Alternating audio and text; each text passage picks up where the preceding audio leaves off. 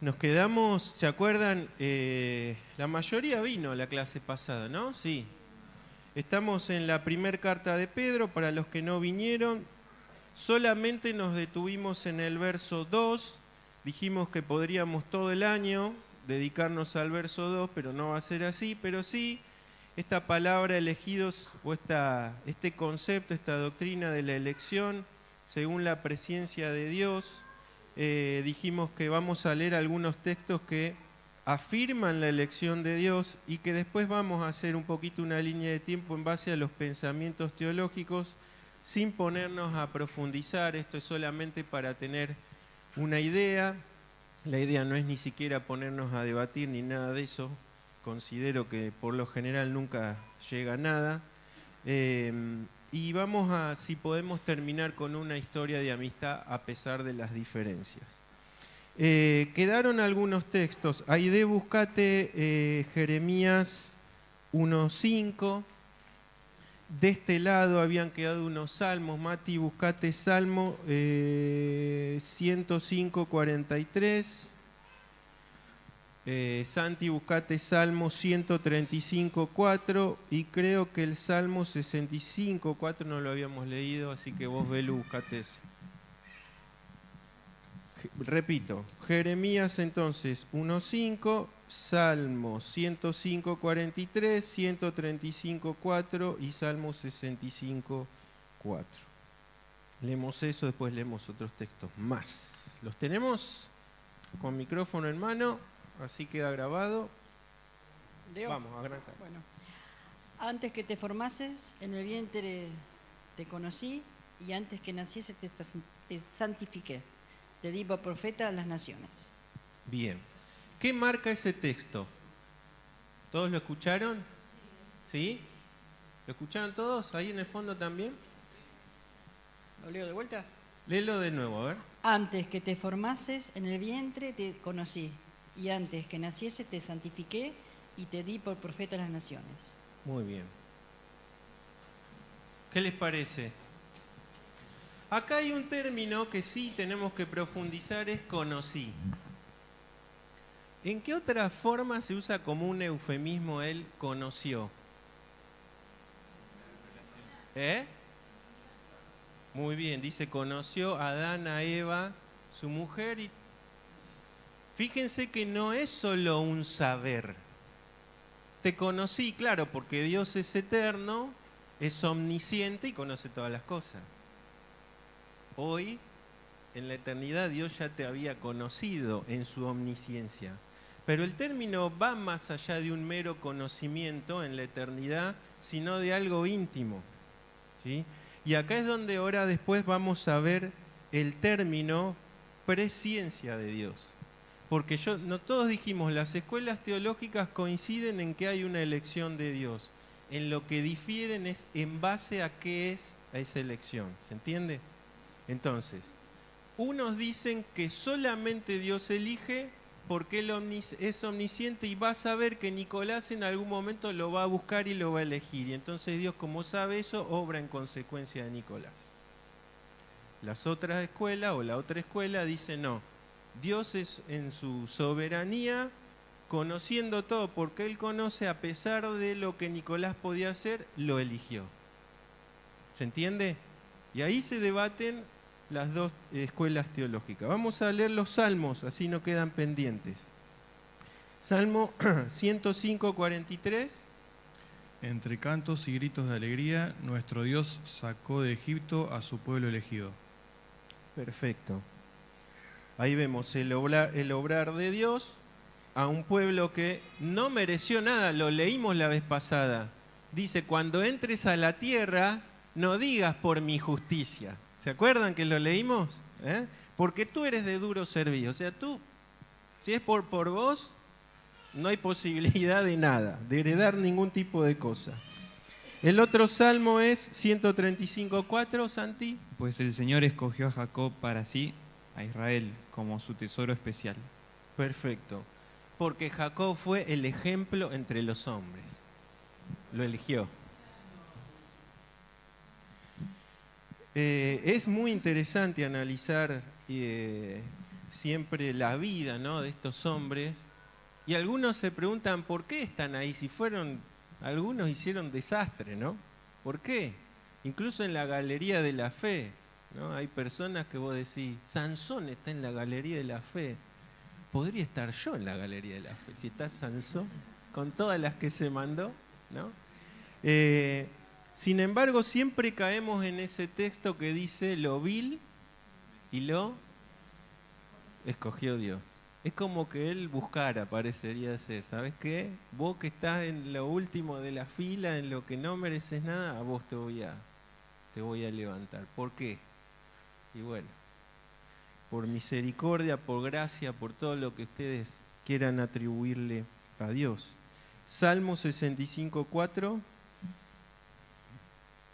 Cuánta alegría para los que escoges y acercas a ti, aquellos que viven en tus santos atrios. Qué festejos nos esperan dentro de tu santo templo. Bien, otra vez la idea, fíjense, dijimos que la elección de Dios no se centra solo, porque algunos dicen es paulina la teología solamente. No, la vemos a lo largo de toda la Biblia.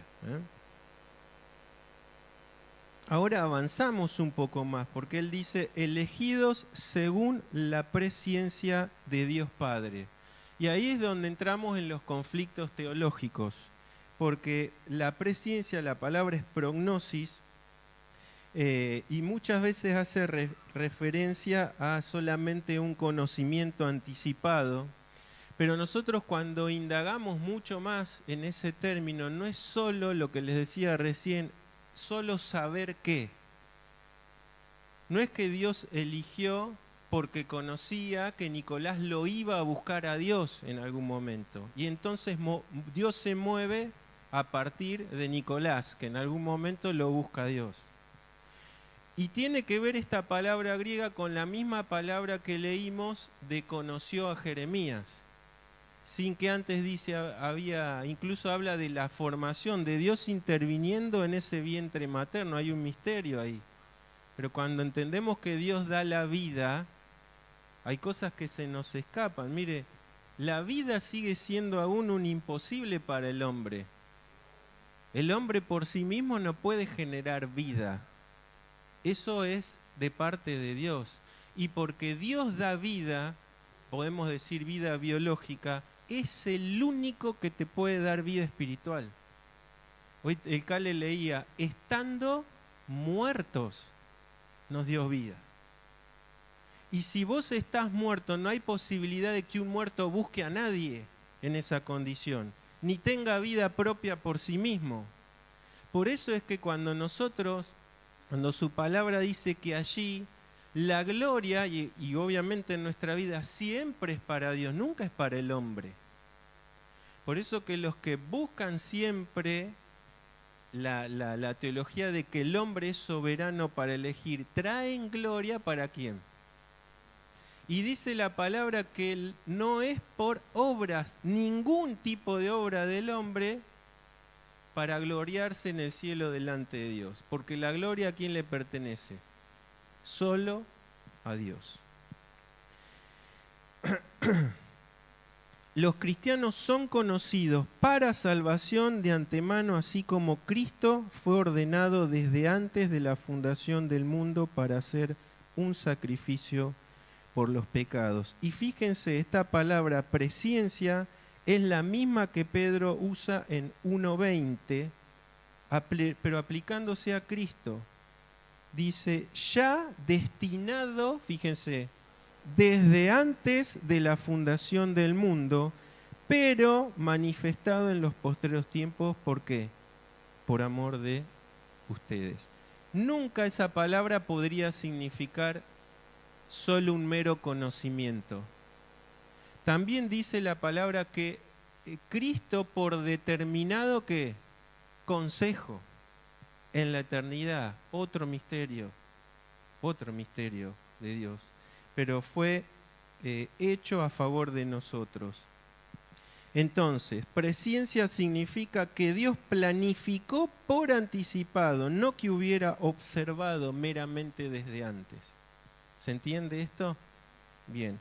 Y ahí tenemos, por ejemplo, dos textos que vamos a buscar. Romanos 8, 29 y 30. ¿Quién sigue con el micrófono? A Eli dáselo, que le encanta leer a Eli también. Y a Aide pasáselo a Alicia. Alicia, vas a buscar Efesios, otro texto importantísimo en este tema. Efesios 1, 4 al 5. Entonces, Eli, Romanos 8, 29 y 30, y Alicia, Efesios 1, 4 y 5. Porque a los que antes conoció también los predestinó para que fuesen hechos conforme a la imagen de su Hijo, para que Él sea el primogénito entre muchos hermanos.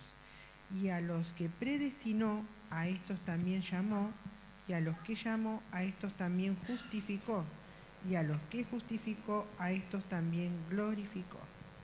Bien, ahí hay otro misterio que es, ustedes pueden decir, hay en tiempo presente una glorificación de los escogidos. Y ustedes pueden decir, mi cuerpo no está glorificado, mi mente no está glorificada. Solo Dios conoce nuestros pensamientos y lo que se nos atraviesa todos los días, ¿no? Y cuando decimos, leemos el texto de que, porque podemos entender que hayamos sido justificados, pero glorificado nos cuesta un poco más, ¿no? Pero el tema es que nosotros no podemos entender la eternidad. Tuvimos un origen y tenemos un día en que nos vamos.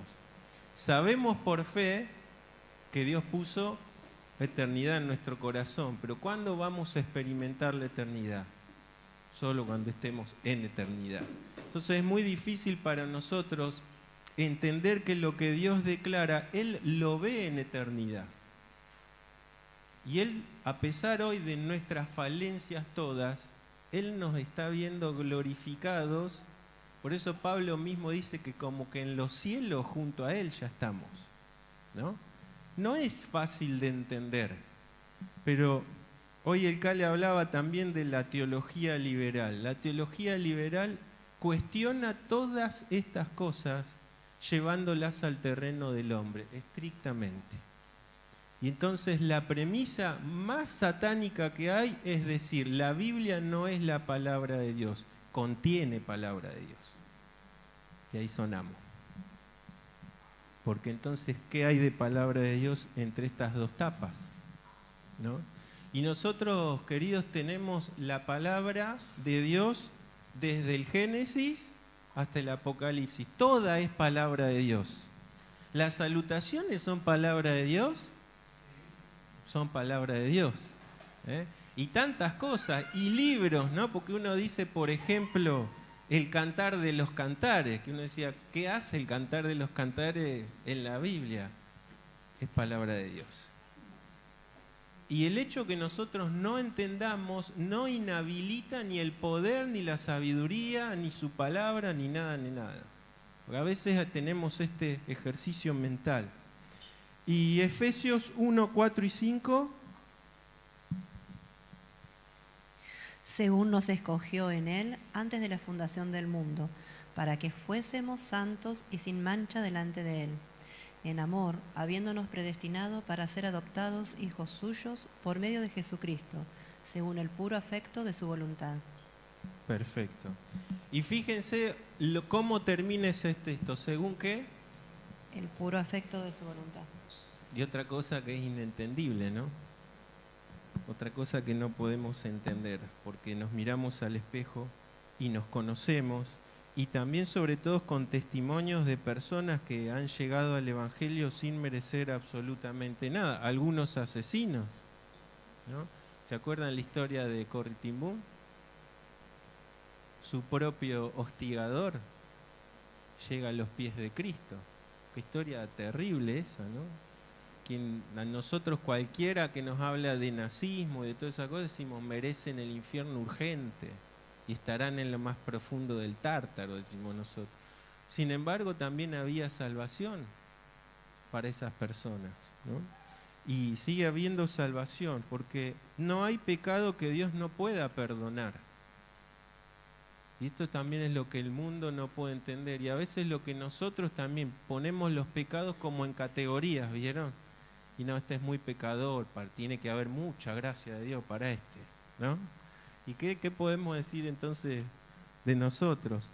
Quiero ponerles ahí una línea de tiempo. Yo les dije, desde el siglo IV, antes sí, pero desde el siglo IV se nuclea un poco mucho esta lucha teológica, desde un monjecillo llamado San Agustín, o Agustín de Hipona, y otro llamado Pelagio.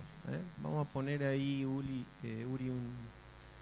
ahí tenemos una evolución teológica. ¿Los conocen a estos muchachos de acá? A uno sí lo tienen que conocer.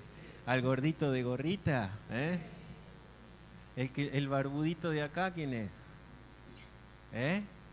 Calvino. Y el de arriba, Arminio, ¿sí?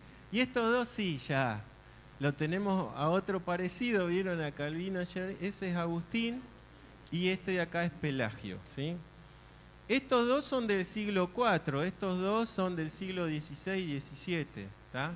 Fíjense una línea de tiempo, en el medio hay otros teólogos, pero la idea acá no es aburrirlos con esto, ¿sí? Simplemente hacer una pasada rápida. Entonces vemos, por ejemplo, acá dos escuelas, la de Agustín. Quiero decirles que ¿ustedes la ven? Yo la veo de acá, che.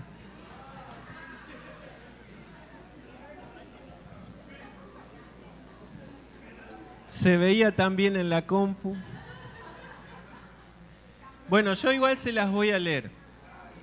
Quiero decirles que el pensamiento de Agustín de Hipona, San Agustín, prevaleció a lo largo de la Edad Media y llega incluso a nuclearse en la Reforma protestante, ¿sí?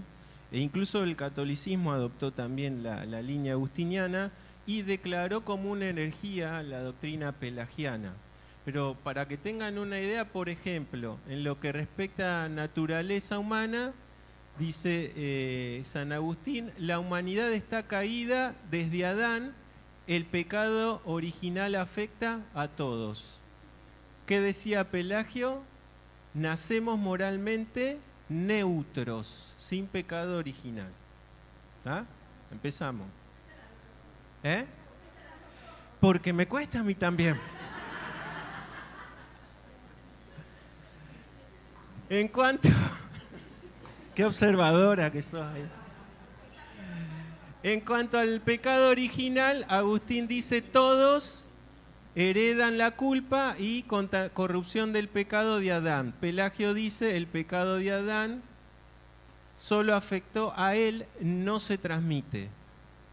En cuanto a la gracia, Agustín dice, la salvación es imposible sin la gracia soberana de Dios. Pelagio dice, la gracia ayuda, pero el ser humano puede vivir sin pecar con esfuerzo. El libre albedrío está dañado por el pecado, no puede buscar a Dios sin intervención divina, y Pelagio dice, es plenamente libre. El hombre puede elegir entre el bien sin gracia previa.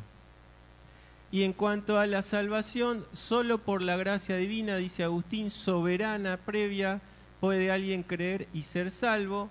Y Pelagio dice, por esfuerzo humano y obediencia es posible alcanzar la salvación. En cuanto a la justificación, Dios justifica por gracia, no por méritos, y Pelagio dice, Dios justifica según las obras y méritos personales. Después hay, exactamente, el catolicismo no es el mismo el del siglo V que el de nuestros tiempos. Ha metido dogmas también adentro, y ellos ya no se basan en la palabra de Dios, se basan en los dogmas, ¿sí? Que es la mayor diferencia, si podemos decir. Nuestra autoridad, ¿dónde está? Estrictamente en la palabra de Dios, no en lo que los hombres puedan decir o argumentar, ¿tá? Esa es la principal diferencia. Ahí llegamos al siglo XVI y XVII y acá se me complicó, che. Porque encima, no, ¿saben qué? Yo había impreso esa hoja para leerla desde acá y me la olvidé en casa. ¿La podés agrandar un poco? Así la leemos. Igual la idea es leerla rápido. Uy, no veo nada.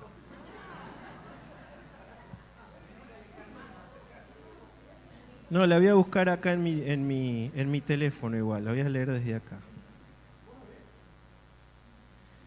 Pasa que viste que te engaña mucho el PowerPoint en la computadora, porque vos le ponés letra grande todo, pero después cuando lo ponés, no importa, yo se los voy a leer desde acá, pues yo lo tengo cargado en...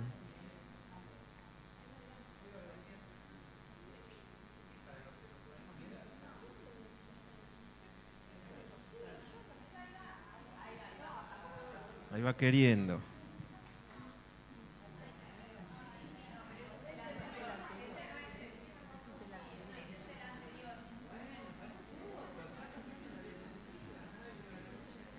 Ahí está, acá lo tengo yo igual. Bueno, de un lado está Juan Calvino. Quiero decirles que Lutero podría estar también en esta fila. Y del otro lado está Jacobo Arminio. Algunos creen que estos fueron contemporáneos. No fueron contemporáneos. ¿Tá? Arminio tenía 4 años cuando Juan Calvino muere. Entonces escucha obviamente la teología predominante y en base a eso discrepa, ¿sí? Y lo que pasa después, porque a veces a estos hombres que son cristianos, son hijos de Dios, se los acusa mucho por lo que hicieron después sus seguidores. ¿Tá? Porque después surgen, como en todo lugar, movimientos radicales.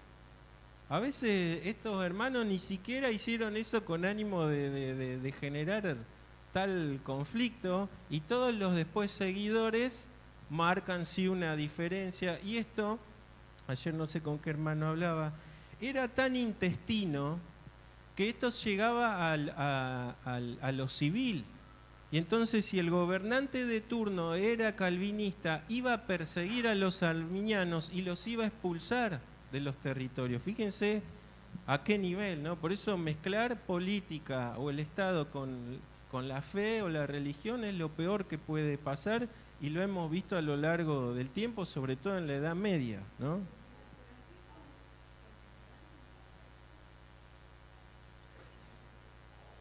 Sí, en realidad la Edad Media termina con el descubrimiento de América, ¿sí?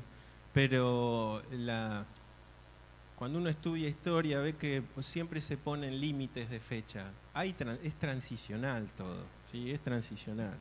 Pero sí, yo creo que en realidad, más que el descubrimiento de América, lo que pone fin a eso es la Reforma Protestante. Podrá haber algún historiador acá que discrepe conmigo, pero yo creo que levantar la Biblia en alto, los valores cristianos y la moral cristiana es lo que puede transformar y cambiar una sociedad, no lo económico. ¿Sí? Muchos se centran solo en lo económico. Bien. En la naturaleza humana, bueno, Juan Calvino estipula la total depravación, todo el ser humano está corrompido por el pecado. Yo les dejé los textos ahí, no los vamos a leer ahora porque es imposible terminar, pero los van a tener en el resumen.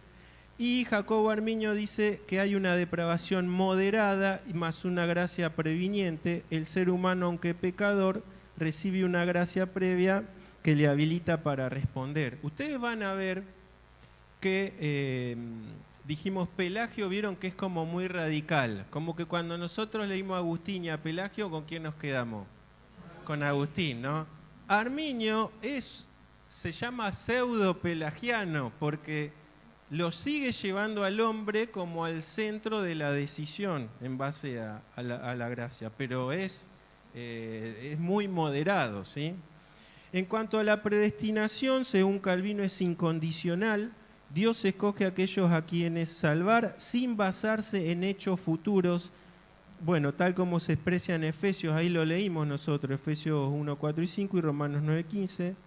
Y el texto que dice, tendré misericordia del que yo tenga misericordia. Y Jacobo Arminio dice que es condicional. Dios predestina basándose en la fe prevista en cada persona.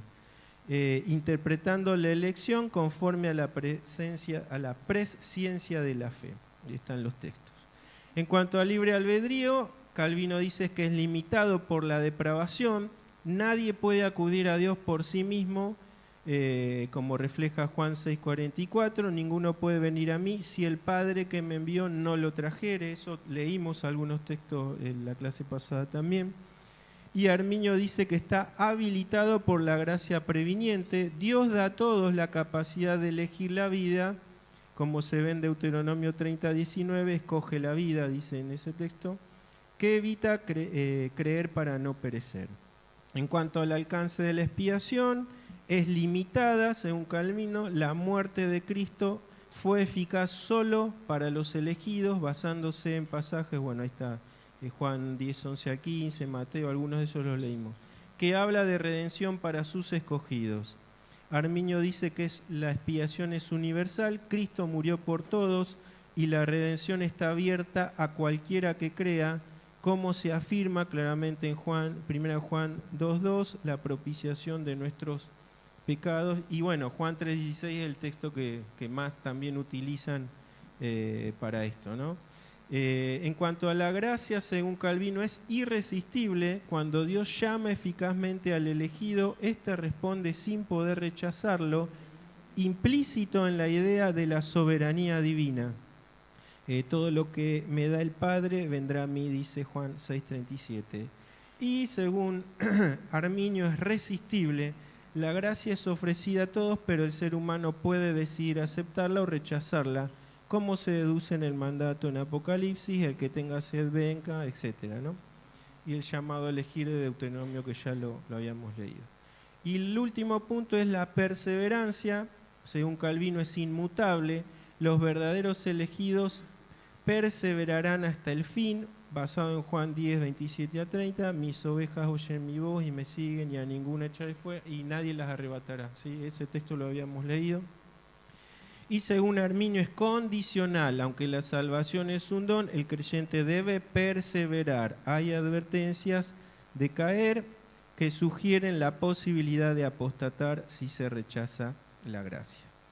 Cuando ustedes leen todos los pasajes que cada escuela teológica pone, lo que nos viene a nuestra mente no es certeza, claramente.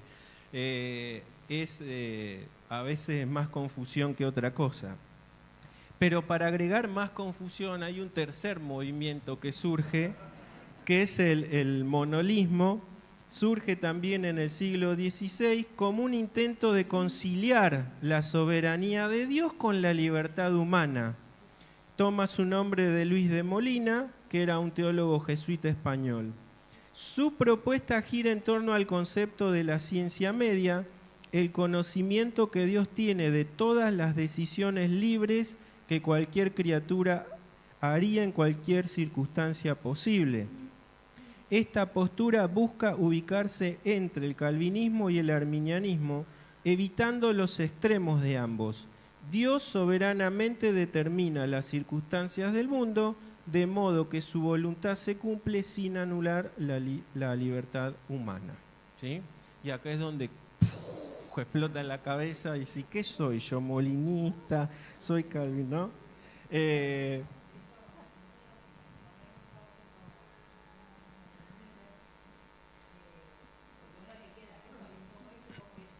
Exactamente.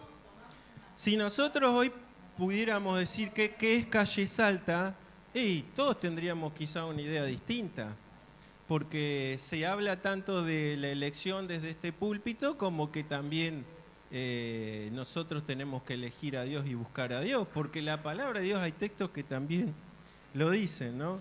Miren, podríamos seguir hablando de personas importantes que se ubican en ambas escuelas.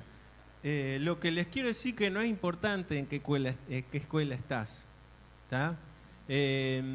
Porque incluso uno podría decir, bueno, somos un poco más arminianos, pero nosotros estamos convencidos de que nuestra salvación no se pierde, entonces ya no encajamos, pero tampoco encajamos con los calvinistas en todo y tampoco encajamos con este monje jesuita, ¿no? A Spurgeon lo embromaron.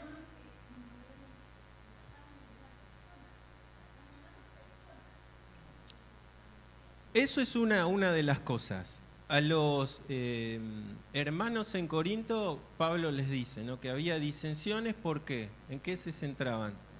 No en la palabra, sino en las personas, ¿sí?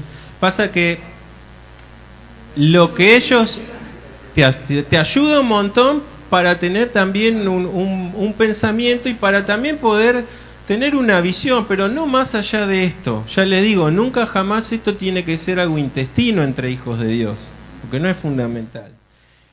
A Spurgeon lo embromaron bastante con este tema. Él era más calvinista, aunque era un calvinista moderado, pero ¿quién puede negar que Spurgeon predicara el Evangelio? Bueno, pero pasa que los ultracalvinistas, como interpretaban que había una elección soberana de Dios, dice, es en vano predicar, si ya Dios eligió, ¿no? ¿Y qué decía Spurgeon? Miren, yo creo en la elección porque estoy completamente seguro de que Dios no me hubiese escogido, yo jamás lo habría escogido a Él. Le preguntaron, si todo está predeterminado, entonces no hay necesidad de predicar o evangelizar.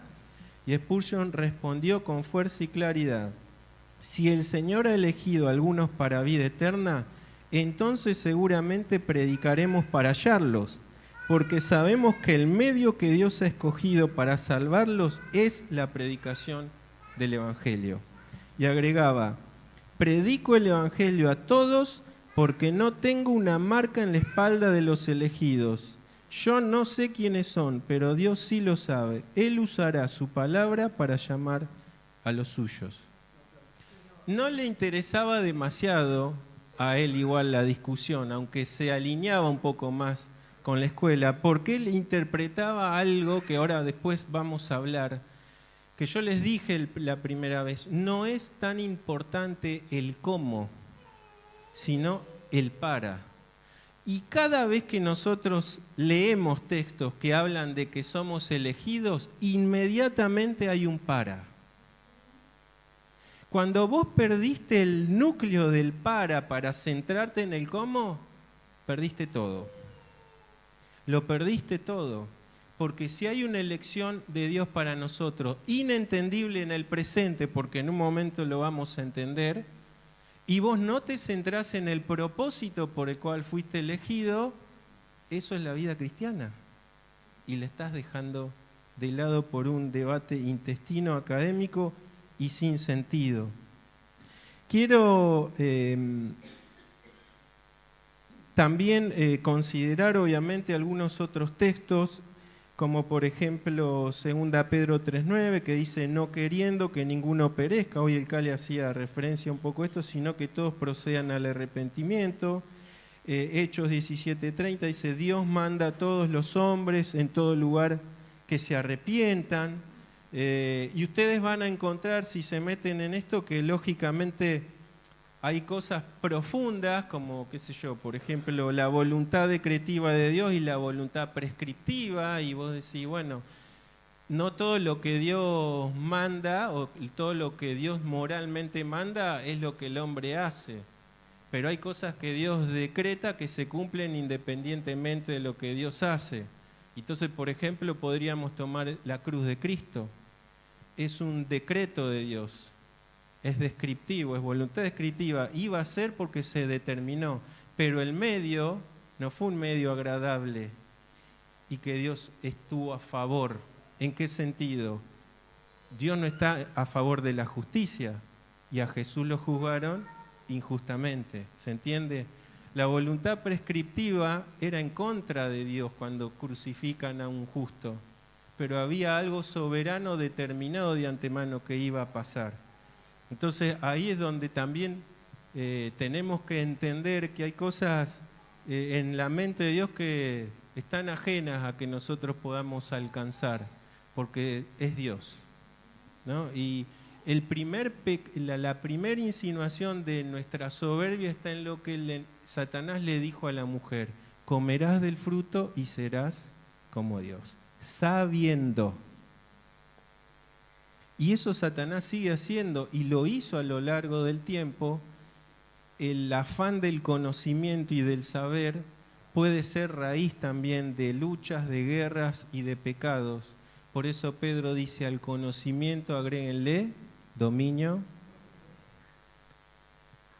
¿Quiere Dios que crezcamos? Sí, quiere. ¿Quiere que le conozcamos? Sí, por medio de su palabra en humildad.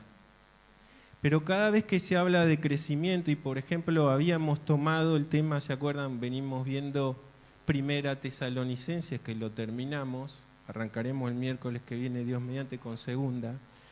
Ellos no tenían la revelación del conocimiento como nosotros. Pero cada vez que la palabra habla de un conocimiento de Dios, no se refiere estrictamente a la letra, a lo académico. Crecimiento en fe, en amor y en todo lo que implica que Cristo se desarrolle en mí. Cuando yo solamente creo que obedezco a Dios por saber, estoy errando. Porque mi crecimiento y mi madurez la determina la formación de Cristo en mí. Va junto con el conocimiento de Dios, porque es su palabra, pero no podemos invertir el orden. Hay una historia de amistad que a mí me interesó y por eso se las puse ahí.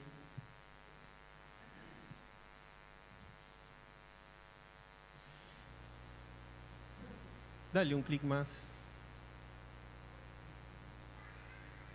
Eso se lee, che, no digan. Esa está grande.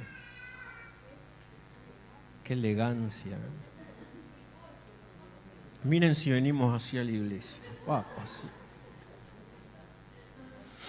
Bueno, lo tenemos a George Whitefield ahí y a John Wesley. Algunos los conocerán, otros no. George Whitefield fue uno de los ejemplos de Spurgeon, y Spurgeon mismo lo llamaba príncipe de predicadores, lo que después lo llamaron a Spurgeon también. Y John Wesley lo conocen porque da origen al movimiento metodista, ¿sí? Y de ahí sale el llamado Ejército de Salvación, que todos conocen, ¿sí? O sea que nadie puede decir de estos dos que fueron, no sé, herejes perdidos, ¿no? Fíjense los años, Whitefield vive menos, vive joven, muere joven, sí, pero fueron los dos contemporáneos. Se conocen en el mismo lugar, ahí en Oxford, en Inglaterra. Forman parte de un club llamado Santo que había fundado Charles Wesley, el hermano de John, que buscaba una vida cristiana disciplinada, aunque los dos habían sido ordenados en la iglesia anglicana. Nosotros cuando hablamos hace un tiempo de cómo se forman las denominaciones, vemos que es a veces en rechazo a esa estructura tan rígida de la iglesia anglicana y unida al Estado, ¿sí? Y ahí empieza entonces a haber inquietud en algunos hermanos y a tratar de volver más a la iglesia como la palabra de Dios lo marca. Entonces, sin dejar de estar ordenados, porque nunca rechazaron, salvo Wesley a lo último de su vida, pertenecer a la iglesia anglicana, sí encontraron rechazo a la hora de ellos querer predicar el evangelio. Claro, tenían que someterse a una estructura donde... Y entonces empezaron a ver que el fuego que tenían estos hermanos por predicar no era aceptado en donde estaban. ¿Y qué empezaron a hacer? Predicar al aire libre. Porque no los aceptaban, no porque hubiesen querido estar, ¿sí? Si bien Whitefield era un poco más joven, también influenciado por Wesley, ambos predicaban juntos, eran compañeros en esto y amigos, podría decirse. En un momento, en 1740, Wesley y Whitefield se distancian un poco. Acuérdense que son tiempos de, a veces, luchas intestinas en cuanto a teología, y hay que centrarnos obligatoriamente en esto, pero nunca dejan su amistad. Whitefield fue uno de los predicadores también de las colonias en Estados Unidos, muy importante, el despertar. y Wesley más en lo que después fue Inglaterra y el origen del movimiento, como dijimos, de la iglesia anglicana. Se mandaban cartas, uno estaba en un lado, otro en el otro, aunque Whitefield volvía a Inglaterra, pero se cree que tuvo más de 10 viajes a Estados Unidos y en la predicación de las colonias. Dice, con el paso del tiempo, una carta de Whitefield a Wesley: aunque tú te opongas a la predestinación y yo la crea firmemente, sigo amándote y considerándote un siervo fiel del Señor. Antes, cuando ya estaba en su etapa final, Whitefield en Estados Unidos, le hace una rogativa, dice que él quiere que en su funeral hable su amigo Wesley. Los que lo ven, él tenía asma. En esa época el asma no es como hoy que te haces un ¿no? Y muere de eso. Y dicen que predica hasta el último día, al aire libre obviamente. Un día antes de morir él había estado predicando. Claro, Wesley no puede viajar a Estados Unidos, pero le dedica un sermón a su amigo Whitefield. Y dice algunas cosas, es un sermón largo, pero yo solo saqué algunas cosas. Dice así: había diferencias entre nosotros, pero ¿eran cosas esenciales? En absoluto. En lo esencial estábamos de acuerdo. Ambos predicábamos a Cristo y a este crucificado. De todas las personas que he conocido, no conozco a nadie que haya predicado con tanta frecuencia y fervor como el señor Whitefield. A veces predicaba 2 veces, 3 y en ocasiones incluso 4 veces al día durante años. El mundo entero fue su parroquia. Donde quiera que hubiera almas que salvar, él estaba dispuesto a ir, ya fuera Inglaterra, Escocia, Gales, Irlanda o América. Tenía un don singular para conmover los corazones de los creyentes. Su elocuencia era natural, fuerte, majestuosa, sin afectación. Su voz era como un instrumento celestial, resonante, clara y capaz de alcanzar multitudes inmensas. Era modesto, humilde, desinteresado, sincero en todo momento. No buscaba gloria personal, sino que verdaderamente vivía para Cristo y por Cristo. Murió como vivió, predicando a Cristo hasta el final. Su partida fue dulce como el sueño de un justo. Murió en medio de su labor, como un siervo fiel al que su Señor llama al descanso. Aunque diferíamos en algunos puntos doctrinales, nunca permití que esas diferencias quebraran nuestra amistad. En la obra del Señor fuimos hermanos y espero encontrarme con Él en el reino eterno. ¿Qué les parece? Yo cuando leía esto, porque esto fue algo que no era normal para el tiempo. Hoy podemos decir, gracias a Dios, que nos toleramos mucho más, ¿no? Pero a veces pequeñas diferencias hacían grandes separaciones, ¿no? No podemos decir que estamos ajenos, porque de hecho muchas veces el hecho de pertenecer a una denominación ha generado muchas veces partidismos, entre comillas, pero hoy podemos decir que, al menos en lo personal, buscamos más la misericordia que la justicia de Dios. Y eso es lo que tiene que prevalecer en nosotros, porque Dios fue así con nosotros. Él aplicó su misericordia antes que su justicia. Y esta historia de amistad nos muestra también y nos ejemplifica qué es lo importante, ¿no? A veces perdemos qué es lo importante. No son importantes las pequeñas diferencias que podamos tener. Lo que es importante es el servicio a Dios y mostrar sobre todas las cosas el amor. Acuérdense esto, Pablo les dijo a una iglesia en conflicto, donde había partidismo, donde algunos aceptarían las ideas fervientes de uno y otros de otro. Dice, si yo sé todos los misterios y no tengo amor, y eso a veces lo perdemos o lo pierdo, lo hago personal, de vista, ¿no? y nos olvidamos que aquel que lo sabe todo y el que vino a redimirnos un día se ciñó una toalla y lavó pies. Y nosotros a veces nos está costando, ¿no?, ceñirnos la toalla y lavar pies. Que las diferencias, hermanos, que podamos tener no nos nublen la visión de lo eterno y de lo que por lo cual Cristo murió, ¿no? Cuando Jesús dice la forma en que conocerán que son mis discípulos, no dice porque tendrán conocimiento, dice porque verán cómo se aman, ¿sí? Y eso creo que es importante para traer en esta mañana. La clase que viene vamos a hablar un poco de el proceso de la Trinidad actuando en nuestra redención. Este texto habla de Trinidad, habla de Dios Padre, el Espíritu Santo y la obra de Cristo. No nos vamos a centrar demasiado en eso, pero sí es importante ver que la deidad actuó a favor nuestro. Porque mucho, es cierto, nos centramos en Cristo. Él murió, Él derramó sangre y Él resucitó.